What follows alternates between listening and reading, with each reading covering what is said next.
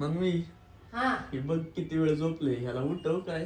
शिवदीप ए उठकी ए ए माकडा का बरं झोपायचं किती पण वेळ झालं हा अक्कल आहे का?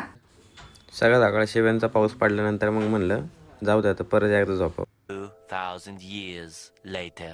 मस्त आंघोळ झाल्यानंतर म्हणलं सूर्यदेवाच्या पाया पडावं. गॅलरीत गेलो, इकडं पण बघितलं तिकडं पण बघितलं, पण कुठं सूर्यदेव दिसेनाच. म्हणलं आज लयच उशीर झाला उठायला वाटतं आता. आवरून मग बिनलाजा आणि किचनमध्ये गेलो. भूक लागली होती लय घाण. बघितलं तर मस्तपैकी पोह्यांचा विषय चालू होता.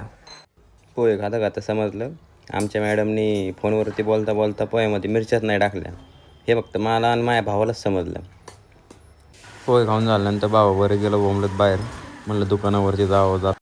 400 किलोमीटरचा प्रवास करून दुकानात पोचलो. दुकानात पोचतात मालक म्हणला इथं नका थांबू, गोडाऊनला जा हमाली करायला. मालकाचा गॉगल डापून मग गेलो आम्ही हमाली करायला मस्तपैकी गोडाऊनला. पोती बघून आमच्या दोघांची डांग फाटून गेली होती. 3 तासानंतर आमची पिकअप भरली शेवटी गोण्यांनी पूर्णपणे. हमाली झाल्यानंतर आठवला शनिवार आहे. मग म्हणलं हनुमानाच्या मंदिरात जावं पाय पाडा. मंदिराच्या बाहेर असतानाच मारुतीने मला बघितले आणि म्हणला आला का परत तू? म्हणलं हो आलो परत. पाया पडून मग निघलो घरी. जेवण करायला लय भूक लागली होती.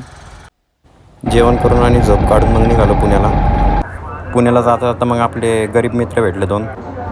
पुण्याला जाता जाता मग मित्रांनी आपल्याला वडापाव आणि लस्सी घेतली मस्तपैकी.